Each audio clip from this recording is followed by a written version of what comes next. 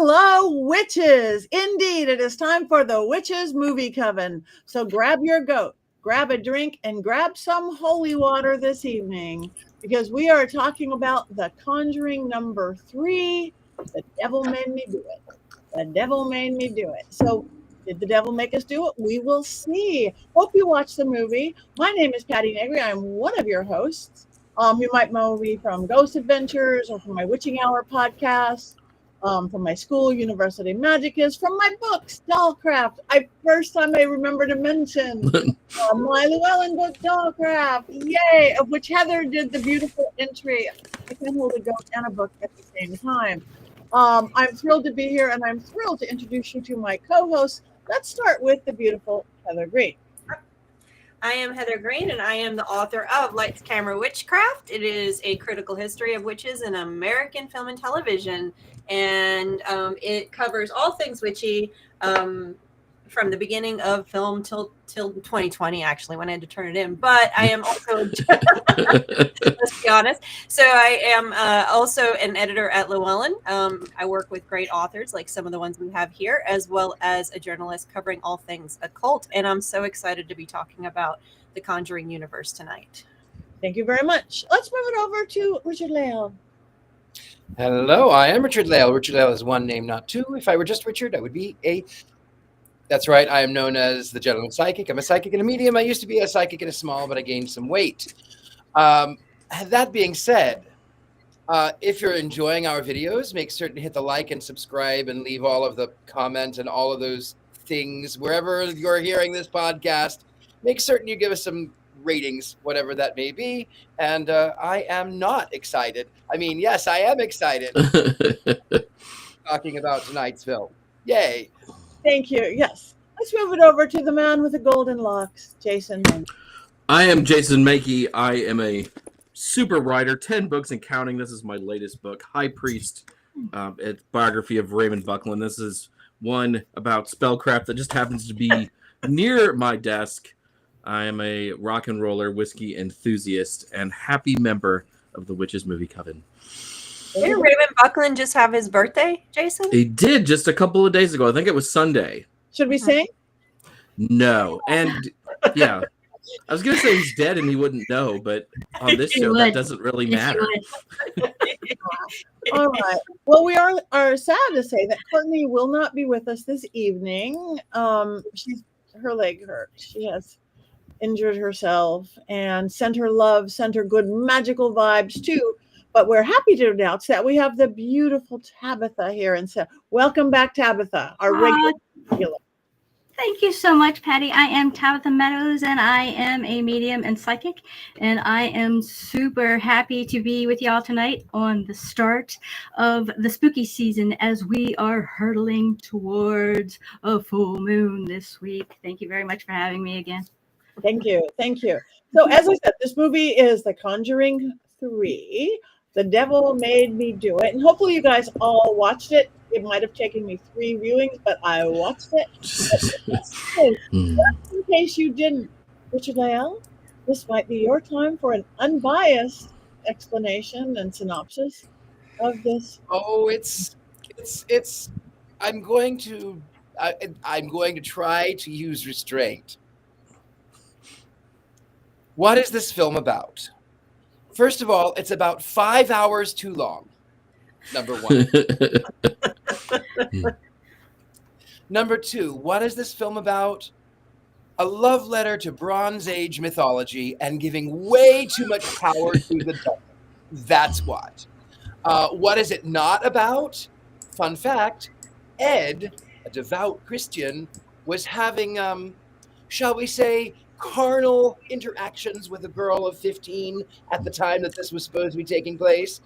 So, he is not one of my favorite persons. Nonetheless, let's talk about the film. So, the woman who plays Norman Bates' mother plays Lorraine Warren. And I liked her better as Norma Bates because she's dead. The film... This film is about the police find this young man walking the streets with a dazed look on his face covered in blood. and they arrest him. Apparently, he has committed murder. And lo and behold, tell it on the mountains, the devil made him do it.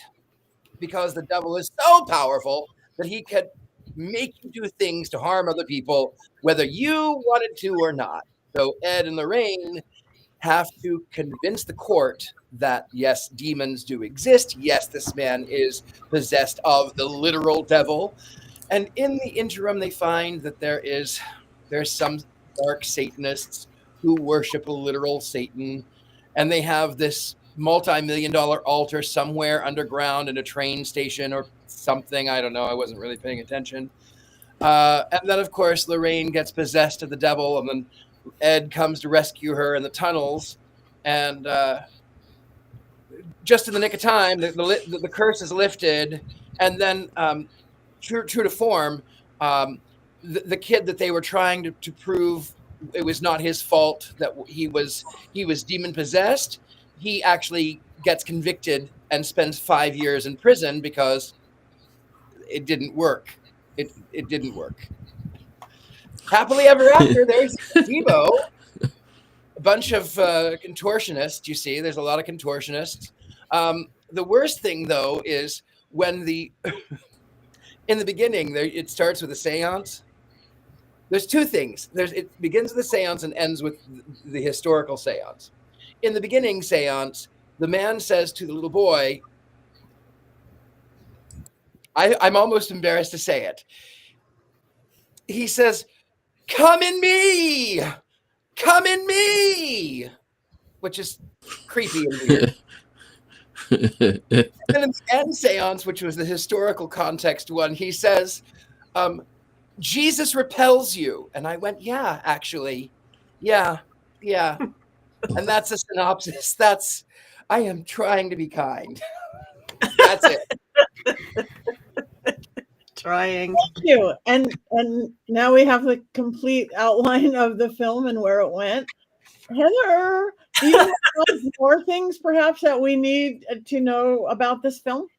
Yeah, well, yes, and so I'm going to do this a little differently. So I'm going to go over, sort of talk about more about the universe than I am about this specific film, because it's part of a bigger thing. But first, on this film, Conjuring 3, Devil Made Me Do It.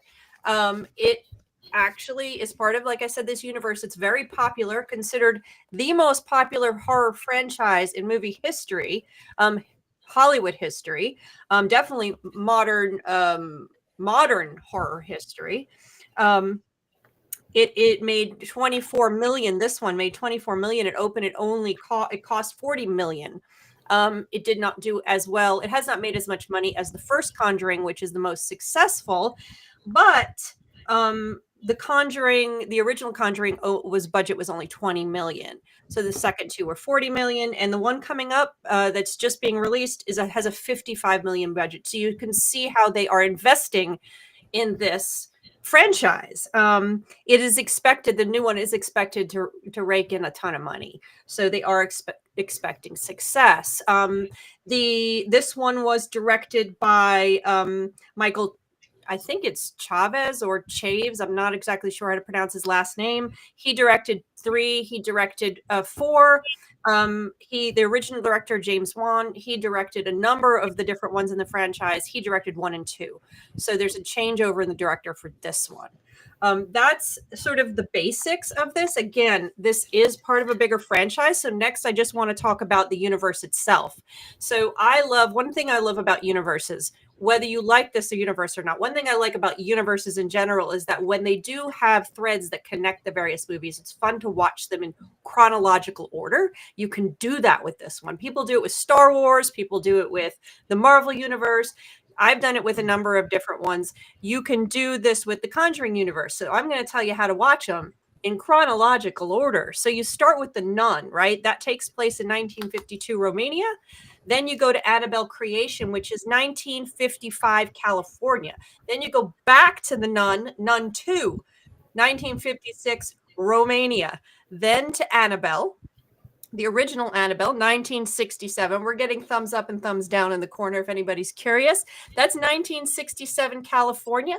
And then The Conjuring, 1971, Rhode Island. That's the film that started it all.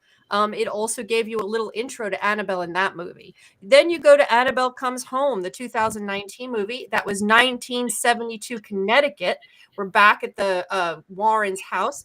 Then you go to The Curse of La Llorona. I have not seen that one. It's kind of a sideline one. 1973, Los Angeles is where that one takes place. Then Conjuring 2 comes in.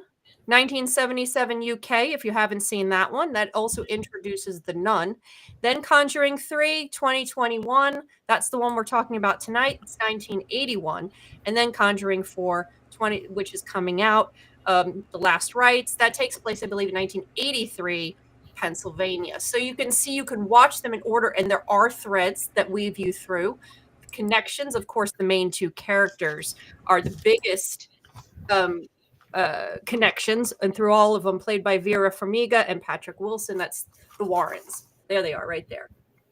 So that's one of the interesting things. Of course, everyone knows the Warrens are the origin stories for this. They're the inspiration behind these movies. Ed and Lorraine Warren, whether you love them or hate them or like them or whatever, they did. All of these movies are based on cases that they went on, real cases. Kind of. Well, yeah, hold on. I'm not done with that. They are, I said based on. They are based on cases. They are not accurate historical retellings. There's a lot of stuff that was added to make narratives, better narratives and better stories out of them. And we'll talk about that in a second. But the Warrens started their investigation society in 1953, I believe. But they really didn't hit it big, let's say, until the first case. It was Annabelle case, 1970. Right, Clarabelle? Do you have anything to say about that? You can't even see her. She's watching us. Hello. So that was their first case. That's when they got popular. That was 1970. Their last case, which is the one in this new movie coming up, is the Snurl case in Pennsylvania. That was 1980. Well, I have 1986 down over here, 1983 somewhere else. So it is their last case. At least then, from 70 to 86, they were very popular. Their cases, just for notes, of course, the Conjuring house. I went there. I'm wearing the T-shirt. That's an actual house. It's an actual story. I believe Patty's been there as well. I don't know if anyone else has been there. Then the second movie is based on the Enfield poltergeist happenings that was in the UK. There's a TV show or a TV documentary you can watch about that. That's Conjuring 2. Conjuring 3, of course, we've already heard that there was a legal case where Arnie, the one who shot, that was the first murder in that town's history. What is it? Brookline, Connecticut. So it was the very first time anyone was murdered in that town in its 150 years of existence. And it was the first time that's been publicized or known that anyone tried to use demon possession as a defense. Now, of course, we can talk about Salem and accusations of demon possession, but that's a whole nother story, right? So that was the first time in modern times that it was used. So it's kind of it was a court case, but there's a lot of stuff that's woven into these stories that does not exist in the Warrens' files. Like the nun, Valak, I believe they call it. There was no Valak nun. That was something that was made up for the movies. Of course, parts of The Conjuring, some aspects of that. A lot of these things were not part of the actual cases. They were made for the stories, which takes me to the next thing. And just so everyone knows, the Warrens are have now passed. Their society does still exist. I think it was just purchased. Patty will know more about that because you're involved with those folks. So you can talk about what's going on with that. Patty and I both co-wrote an article about Annabelle, and it touched on some of that stuff, what's going on with that. So that's for another time. But the next thing to talk about is Ed and Lorraine Warren. The other big piece you have to know about them is they were devout Catholics, which Richard-Lael suggested already a little bit. Everything they did in this world, understanding them and how this worked, is understanding that this was that they were devout Catholics. He called himself a demonologist. She called himself a psychic. What they did was all through the lens of being Catholic. I know somebody that did work with her at a period of time. She was, in fact, psychic. She did feel things. However, she saw whatever she felt through that lens. And that affected the way they judged everything. So it's very important to understand when you are watching retellings of their things or hearing their accounts, is that they're telling it through that lens. And so when you see why they came, it's not a coincidence why they became popular in the 70s. This was the lead up to the Satanic Panic. They didn't cause it, but they rode the wave. The reason the Satanic Panic happened, it was mostly a reactionary movement to the counterculture and all the changes that were happening. We had the fundamentalist movement got strong. It got in bed with politics by the Reagan era. So you have this whole movement of why the Satanic Panic happened. They rode the wave in. They probably would not have been as popular if remember, they were doing this since the 50s. So they would not have been as popular in a different decade. It worked perfectly for them. And they rode that wave. It helped them. And they did not help, but they were not the cause of it, but they rode the wave in, and their work flourished in it and definitely contributed to the prolonging of the Satanic Panic. This is a Michelle Remembers era, where people were afraid. So getting to this particular movie, my last thing, this movie of all the three have the most elements of the occult in it. If I remember correctly, all the various movies, these cult pieces are the Stregaria, the altar, the big giant altar with the pentacle, the mention of it's sort of mentioned, it's at the end, I believe, in this one, but there's the Valak demon, the totems and the witches' totems and the occult and the ram cult. There is no ram cult. That was all fake for the movie. It was based on stuff that you would see in like Michelle Remembers and stuff. The interesting part for me is that the movie itself, this movie, the amount of occult things that were pinned to this movie and to this story did not exist in the original account of this. These pieces I'm talking about were not part of the original story. So the writers of this 2021 movie added elements that make it seem like this movie came right out of the Satanic Panic with no commentary. So that's an interesting part of what they're doing, is they're using Satanic Panic elements to create this new narrative that we are now watching now. Stuff that was not part of the Warrens' studies. So that's it. That's what I have for you. Let's go. Okay, thank you. I love it.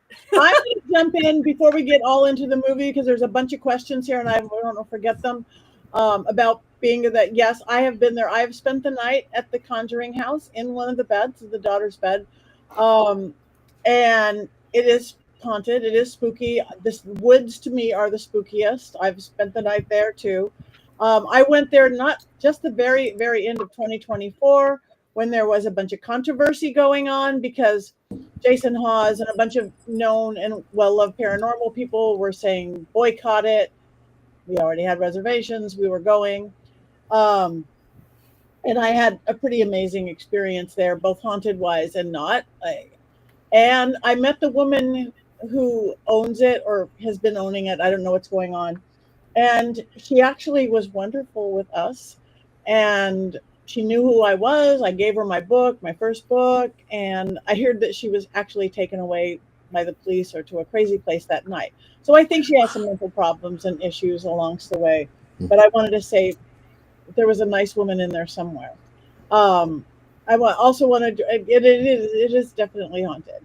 I do want to address somebody said Matt Rife is one of the owners, Matt Rife and Elton Castay, both dear friends of mine. I've done tons of paranormal investigations. They are both, nobody's looking at Matt like he's a seasoned paranormal investigator. He is. He's just known and famous for being cute and a comedian. But I've worked with him and he takes it seriously. So Annabelle is in really good hands. I knew for months and months before everybody did, and it was just kept silent. And they're going to do good things with the Warren estate. They're going to make it an Airbnb that with equipment that people can go if you don't have ghosts and you want to go experience. Again, I feel really good about it. Also, a dear friend of mine, again, then we'll get back to the movie, is Andrea Perrin, because she's on the circuit with me. She is one of the daughters of The Conjuring. She was the daughter that was there. And she she likes to remind everybody that there was good ghosts there too. She never had the negative experience that everybody else did. There is negative there. So again, movies are movies, but it is definitely a haunted house. Her thing now, though, I must say she's one of my favorite people. She's at the paranormal things because she's a Conjuring daughter, but she's into the whole ET thing, the extraterrestrial thing, and she can sing and they come down. A few times I've been with her, and she's just like, okay, there'll be 60 of it. So they'll point your cell phones up, and she starts singing, just no microphones or anything. All of a sudden, these little lights start coming out of the sky and orbs, and then I taught her to do it, some chanting, and they even came more. So she is one of my favorite people, and I know her health has been a little rough lately. So shout out to her. She's not negated anything about the movie. She doesn't stand by them, but I don't think she has a big issue. It's just her truth is slightly different. And I forget what else I was going to remember, but yeah, go spend the night there if you can. And now you're going to be able to. Well, I don't know that yet. Never mind. I'll talk about it later. It's been in the press, Patty. It's okay. Not the Conjuring house. That's right. The Warren's house, not the Conjuring house. I know nothing. Yeah. The house in the museum. Yeah. Go. You can spend the night at the Warrens. I skipped ahead for a minute. I apologize wholeheartedly. Soon we're all going to be on the road together. We're going to get a van. We're going to get a dog to come with us. Yes. And we're going to go on the road, and we're going to go to all these places. And the van we'll broadcast. Jack Phillips. We should do that. The tour, the movie Coven tour. That'd be awesome. Patty and I will be in the back with Scooby snacks, I think. Yeah. Nice. If we're doing Scooby-Doo universe, I think I'm Vincent Van Gogh. I think that's the closest association that I would be. Maybe sadly, when I was young and blonde. Sadly, I always felt Scrappy-Doo for myself. Like, I don't know why. That's not good. Nobody relates to Scrappy-Doo but me. Oh. Velma. Oh, there we are. Yes. Zoinks. We need a big flag. Jason, you keep popping into the main picture. Take it away. Oh, so I have feelings about this movie. And the first movie is really good. The first Conjuring movie is a very well-made film. It didn't bother me. I'd never seen such detail in a horror film before. James Wan is like a top-notch filmmaker, and he chose to make a horror movie.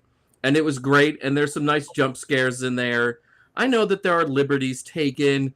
The Warrens of the films are not the Warrens of real life. But this third movie angers me greatly, because this movie is satanic panic to the extreme, especially to be released in... Originally, it was supposed to be out in 2020, but it came out in 2021 because of COVID. You had all the QAnon stuff going on. There were a lot of conspiracy theories going on that are very similar to what happened during Satanic Panic. And to promote that, I felt, was irresponsible. One of the great things about the first two movies, they're researching ghosts. And now we have a real person murdering people and trying to get others to murder people. And it's not like the first two movies, and it's just rotten to its core. It's absolutely rotten. You know how I'm going to wands up or down already. Oh, yeah. But this movie just makes me angry, the amount of satanic panic that's in this film. Mm-hmm. That character's made up. It was all added, yeah. Yes, yeah. The character Isla Kastner, she's made up. She's fictionalized to make the movie more supernatural.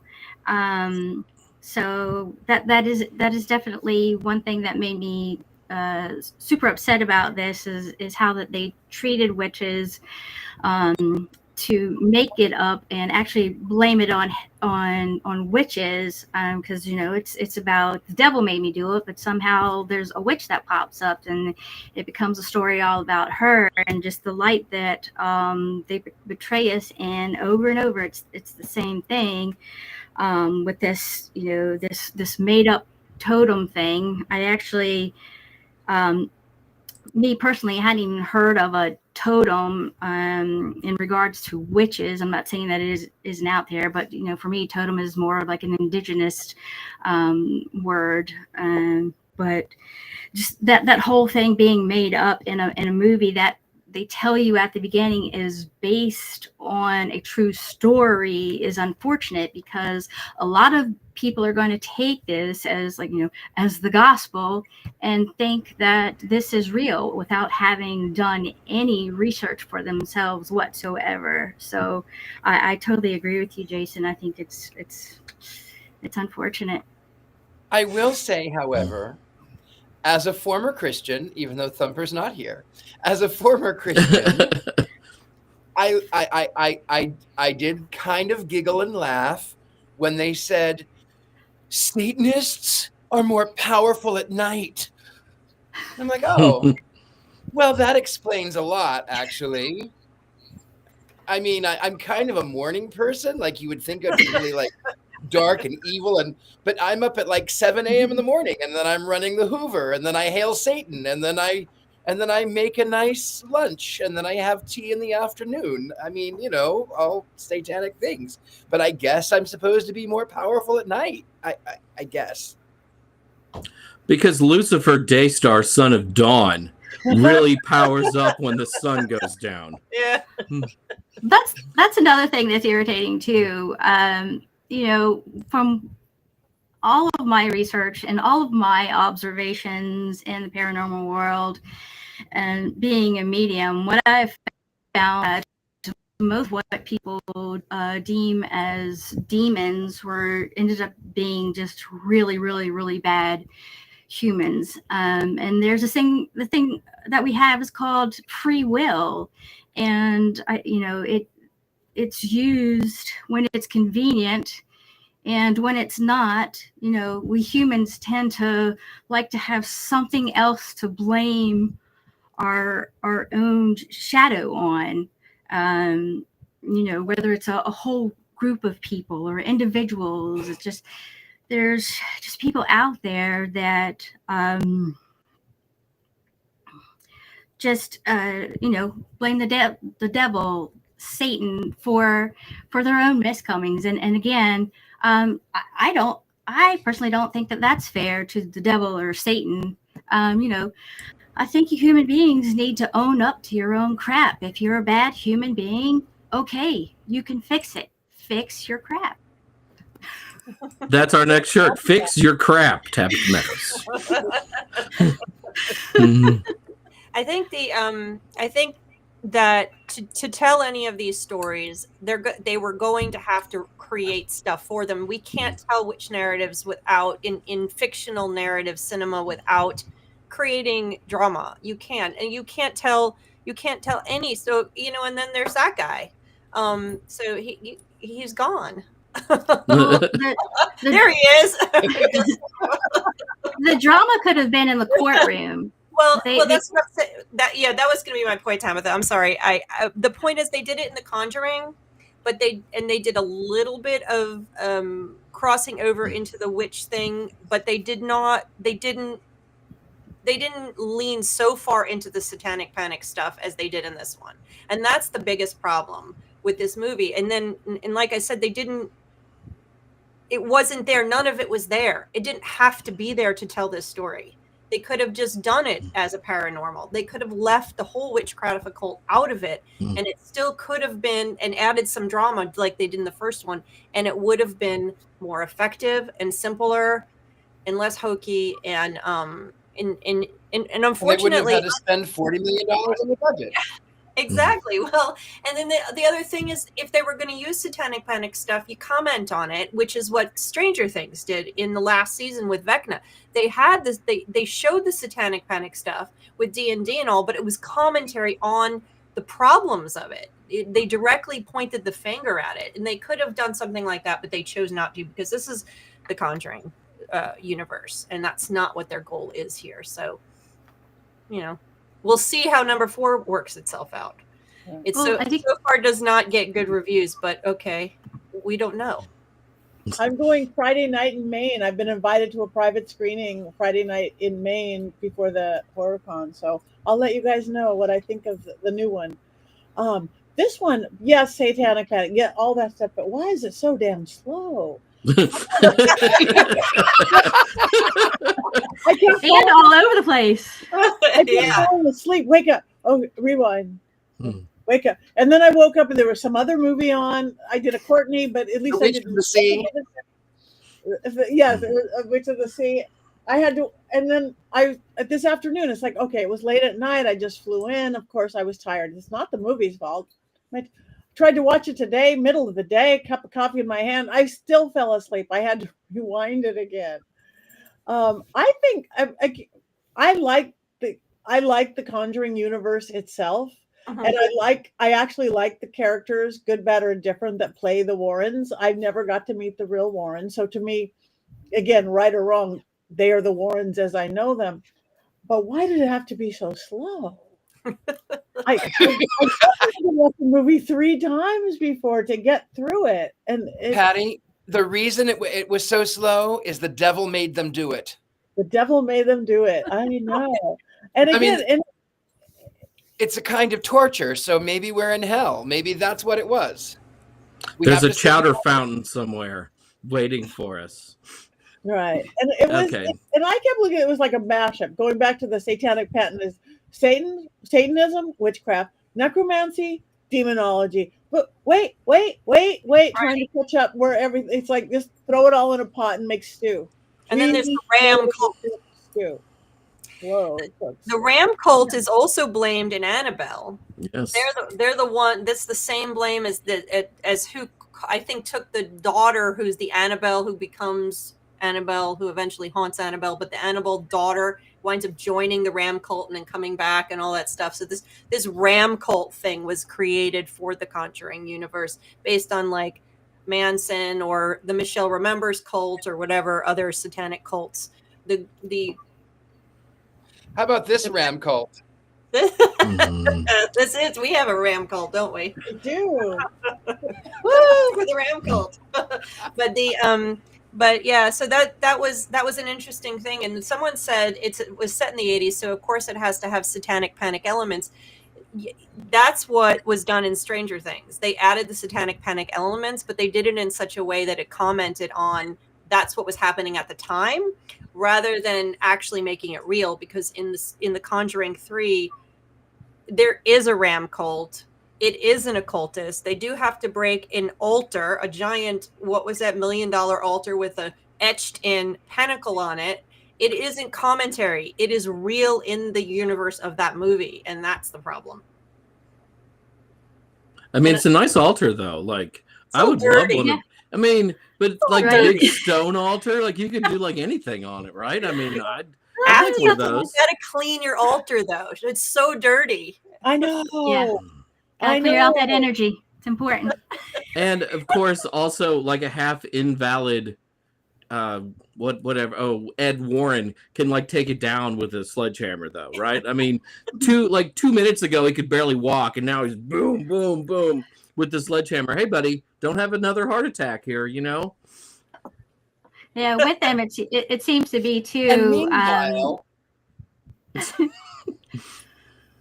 out in the paranormal world, it's like it seems to be split down the aisle about the Warrens. Either people really love them or they really can't stand them, and that's another thing. And going back to what the movie is about, I really think, like Heather was saying, that this case was more about trying to prove that the devil was real in court. And I really think that if they had played on that angle a bit better, that it would have come out a more believable movie, because that was the whole point of the case, was trying to prove that there was a devil.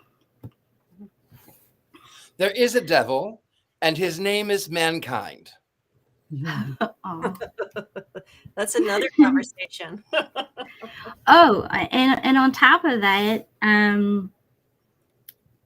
Arnie was actually convicted of first-degree murder, manslaughter rather, and he only served 5 years of that actual 10 to 20 year prison term, and he was actually allowed to get married to Debbie while in prison. So I also found that extremely interesting as well. Having murdered someone, how do you get to take another person's life and only serve 5 years of yours for that? Where's the penance in that? I think that's happened before. I think that's part of our legal system.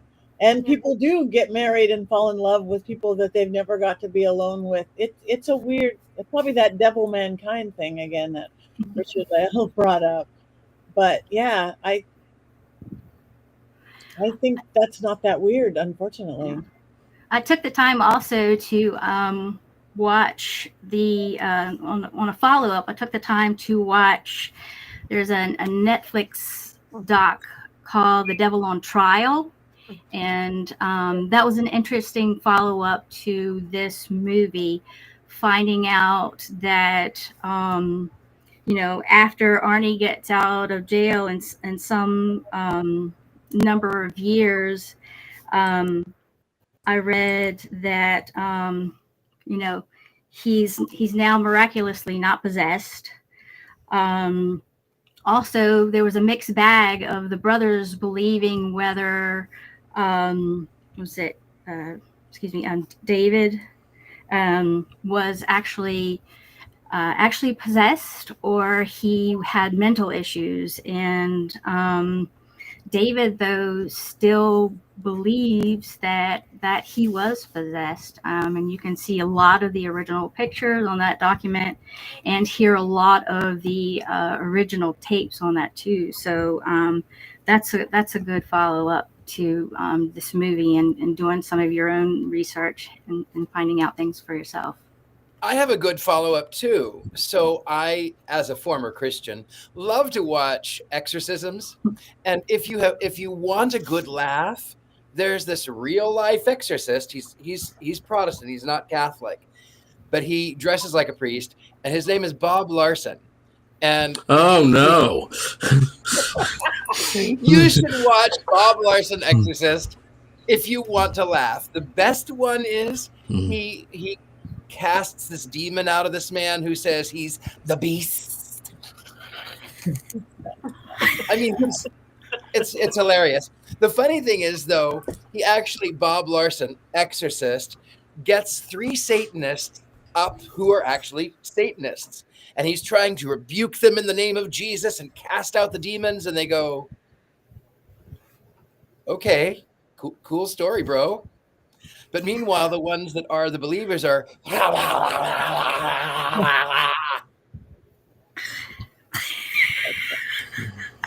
Bob Larson Exorcist. If you want to laugh, you will watch Bob Larson Exorcist. And the thing is, he claims to have cast out 10,000 demons, and he claims that he is serious. But if you want to laugh, watch Bob Larson. It's like candy, Inject that right into my veins.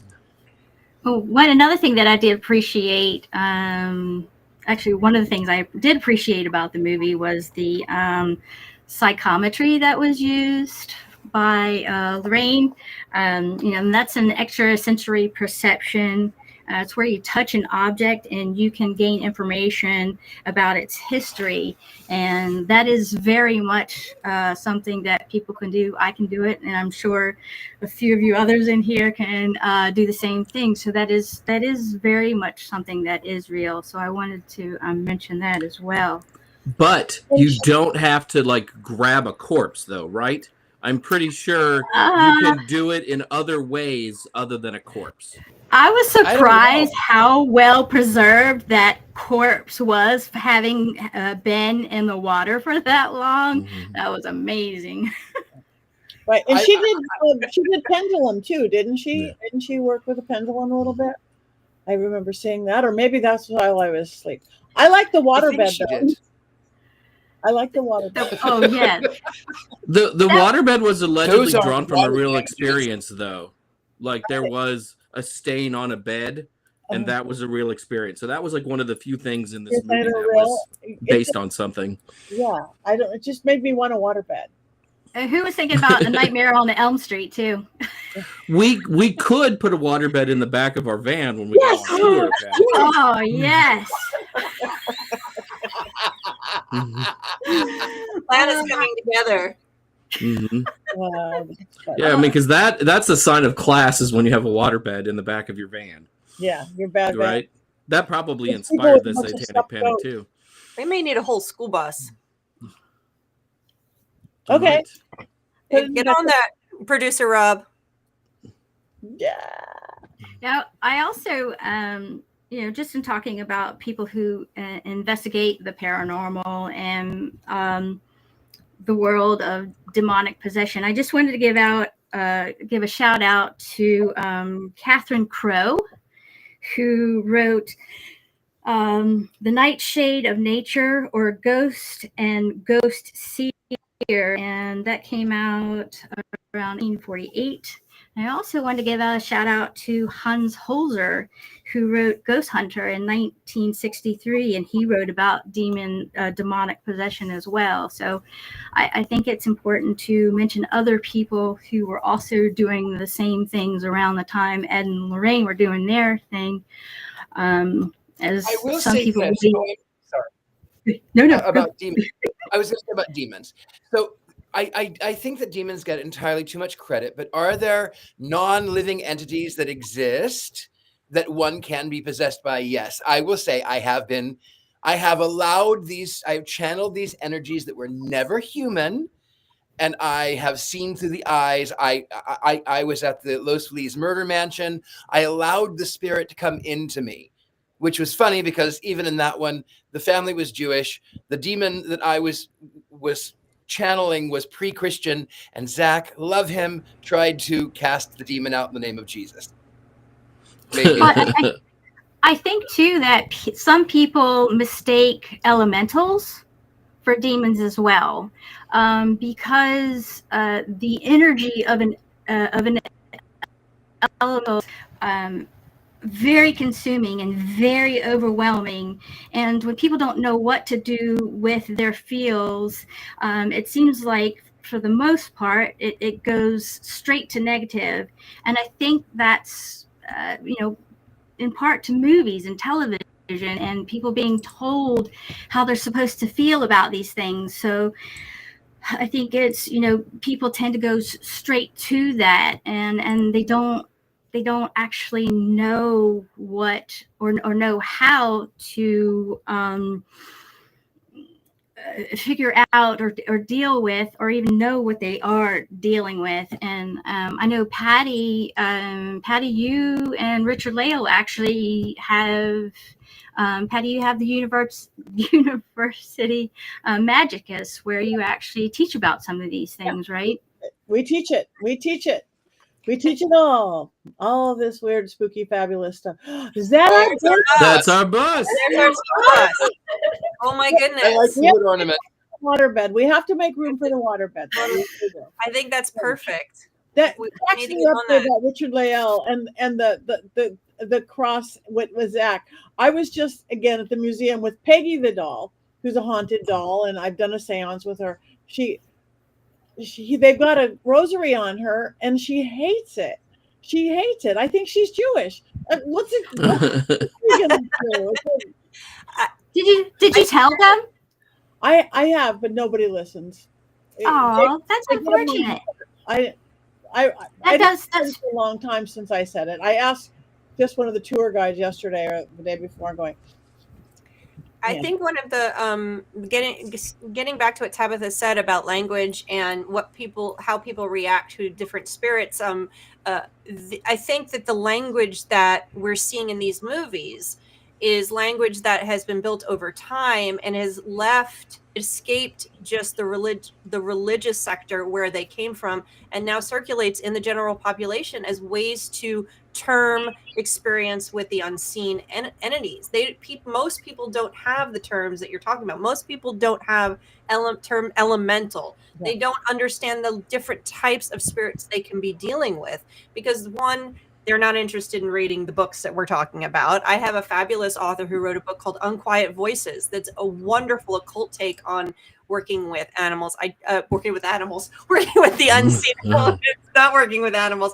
So Unquiet Voices gives those terms, but it's not something the general population is going to read. So the terms that they get are from these movies. They're from not centuries, but a century of movies and TV, as well as books and everything that have been uniformly influenced by Catholicism in Western culture.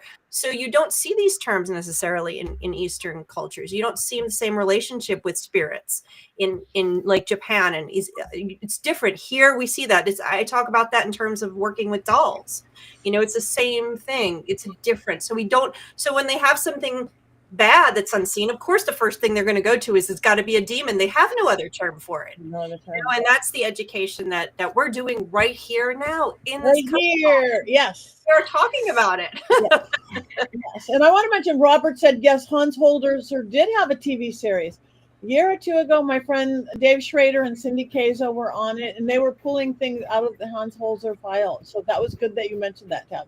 He was one of the early researchers on stuff. But I will admit I have some issues with Hans Holzer. He and Raymond Buckland did not get along, and in one of his books, he refers to Raymond Buckland as Raymond Bachland the entire chapter. And this comes through like in the second and third printings, right? So there was time to get the name right, and he still chose to go with Raymond Bachland. So Hans Holzer is in my doghouse for not being nice to witches. No! It's getting better. That's us.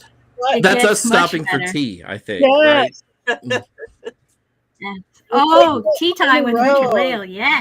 Taking it on the road. Okay, who hasn't talked about the movie yet? Anybody? Nobody? All right. Anybody have quotes? I have at least one. I just gotta find it. I gotta find it real quick. Arnie says, "Being brave doesn't mean you're not scared. It means you are scared, but you hang in there." And I find myself getting scared about silly little things, but sometimes you got to do things scared. Sometimes you got to make the leap and keep on keeping Can on. Richard-Lael repeat his quote, because I really like it? Which one? From the beginning, like come in me, come in me. Yes, that's it right there. Leave him alone. Come in me. I might use that as my ringtone on my phone going forward in life. That's generally heard in different types of movies, Yeah. but All right, then we must be up to the Mankey movie minute moment. We are. As most of you have probably gleaned by now, I'm not a huge fan of this film. So if you are a fan of the Warrens and this film, be prepared to curse me or hex me in Courtney's absence. That's fine. I can handle it. Whoa, is that? What is that? What is that? That's like... That is whatever it is, it's time. That is Do my not ask. child. Do That not is my child alerting us that we're being watched. Oh. So By behave, who? everybody. By By my who or what? child. Oh, hello, child. Is this one of the dolls? No, this is not a doll. This is Is this a flesh and blood child or one of the dolls? flesh and blood child alerting that we're being watched. So Okay. All right. I feel better. I think. I go don't ahead, know. Jason. I don't. Don't be nervous. All right. So again, if you like the Warrens, prepare to hex me. It's fine. I can handle it. Have you ever taken a dump? I know most of you have, but I'm talking about a huge dump. And while you are letting go of this monstrous doo-doo, you make lots of noise too. And things are about to get so messy that you start praying to whatever higher powers you hold dear that no one will hear the eventual kerplop and that no one will bang on the door anytime soon. This deuce you are about to drop commands your entire attention. It's one of those eruptions that has your eyes scanning the sink for some sort of air freshener. This is serious stuff. And this stuff is so serious that it's likely that the devil made me do it.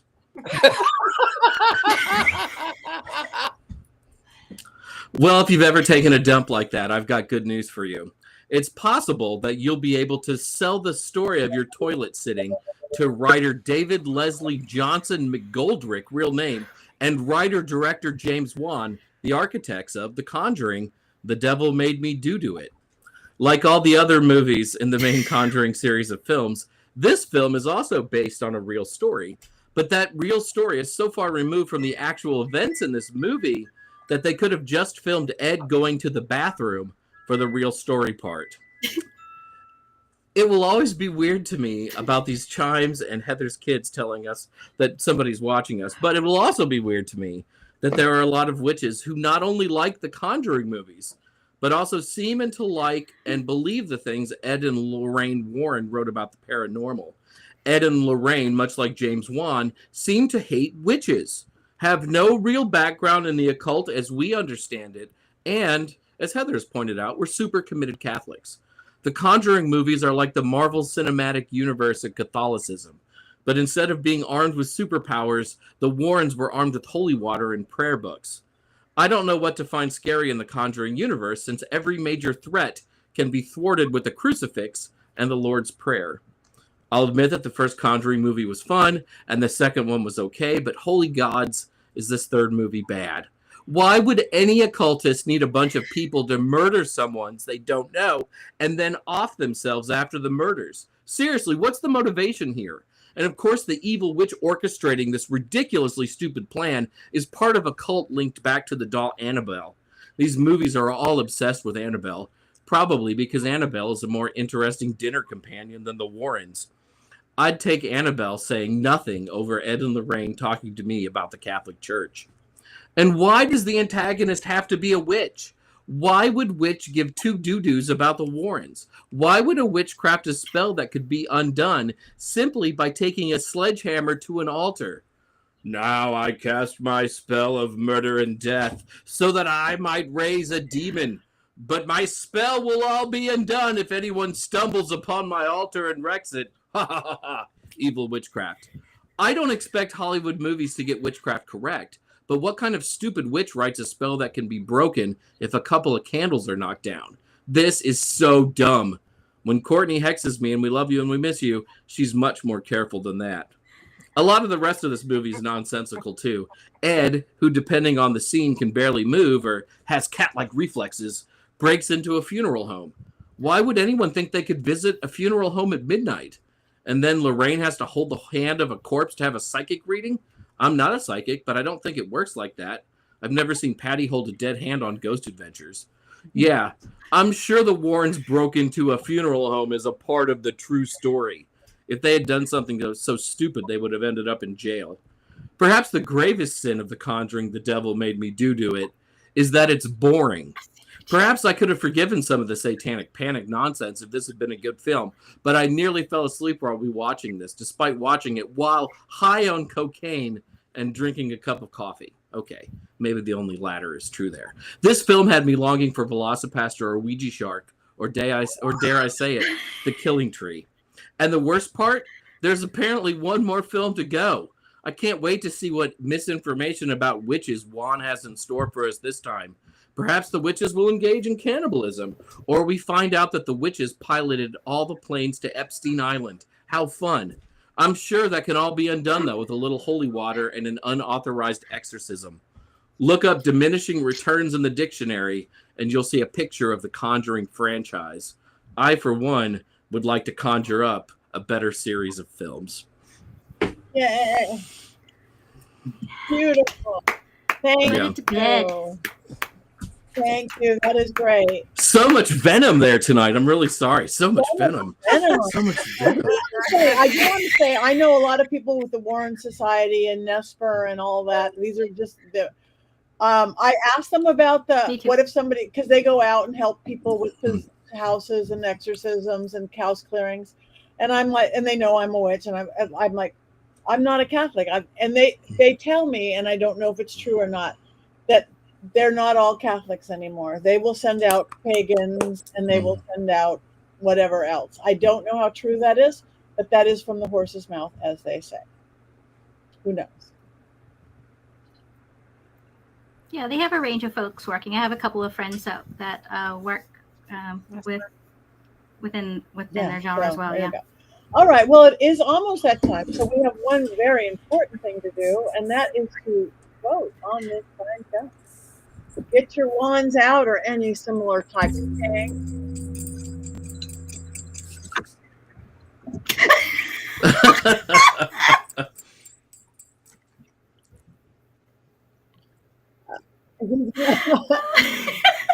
Oh, Richard. Okay. Well, we're down the rabbit hole. Okay, you guys in the chat room, please vote. I have Courtney votes wands up. We have a Courtney from the hospital. She was really like zoned out on drugs morphine. though. Yeah. Yeah. We'll ask her again. Yeah. But morphine Cody is wands up. I am down, but I'm not 100% down because I like the waterbed scene. Well, I love the main actors, so it like hurts me to do this down. Agreed, Jason. And check out Vera's band; it kills. It's great. Okay, she's in a band. So you guys are hardly voting out there. You didn't watch it. Wait, we got a wands up for the romance. We didn't talk about the Warrens. We didn't, the romance, and again, they're my Warrens. Yeah, but it's all fiction. It's fiction. Fiction. He built her a gazebo, Richard-Lael, a gazebo. Apparently, there is a gazebo. I looked at it. You can be both outdoors and inside at the same time.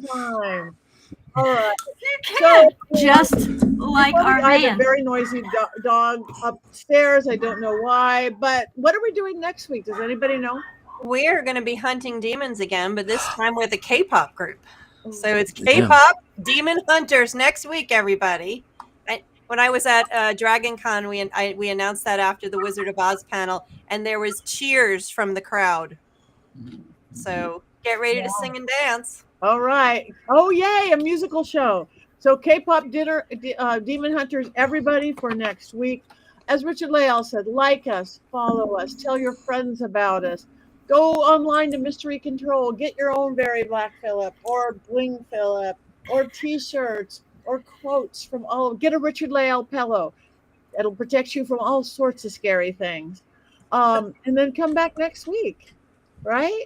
Where are you going to be this weekend, Patti? I'm going to be in Maine, in Augusta, Maine, at the Maine Paranormal and Horror Con with the real Annabelle and the traveling Warren Museum. So I will be there. I will be doing a mediumship gallery. Perhaps I will be possessed. I don't know. Possessed. And that's it. So come on down. It's a busy month. We are getting into spooky season. So September and October, I'm pretty much everywhere all the time, as you guys are too. So that's where I am.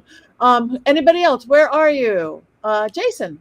I'll be at Northwest Pagan Fest in Spokane, Washington this weekend, and in Reno next weekend for Pagan Pride.